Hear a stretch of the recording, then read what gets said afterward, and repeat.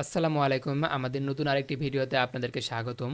MPO শিক্ষকদের বেতন তুলতে নতুন করণীয় জানালো বোর্ড। অর্থাৎ যারা ইতিমধ্যে এমপিওভুক্ত শিক্ষক ছিলেন, বেতন তুলতে পারছিলেন না, তাদের বেতন কিভাবে আপনারা তুলতে পারবেন সে বিষয়ে মাধ্যমিক ও উচ্চ মাধ্যমিক শিক্ষা বোর্ড একটি সিদ্ধান্ত নিয়েছে। সেটাই মূলত আপনাদের সামনে উপস্থাপন করব। তো চলুন ভিডিওটি শুরু করার আগে আপনারা যারা এখনও আমাদের চ্যানেলটি সাবস্ক্রাইব করেননি, এরকম নিত্য নতুন আপডেট পেতে চ্যানেলটি অবশ্যই সাবস্ক্রাইব করে নেবেন। চলুন ভিডিওটি শুরু করা যাক। এমপিওভুক্ত শিক্ষকদের বেতন ভাতার টাকা উত্তোলনের অনিশ্চয়তা কাটাতে পদক্ষেপ নিয়েছে সরকার।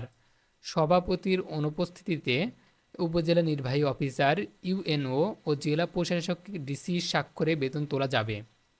অর্থাৎ ইউএনও ও জেলা প্রশাসকের ডিসি স্বাক্ষরে বেতন তোলা যাবে।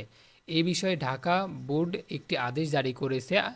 অন্যান্য বোর্ডগুলোও অন্য বোর্ডগুলোও করবে। বিস্তারিত দেখুন। চলুন, যেটা অফিসিয়াল নোটিশ সেটা আমরা এক নজরে দেখে নিই। মাধ্যমিক ও উচ্চ মাধ্যমিক শিক্ষা বোর্ড ঢাকা, 11/8/2024, অর্থাৎ গত 11 তারিখে এটা প্রকাশ করা হয়েছে।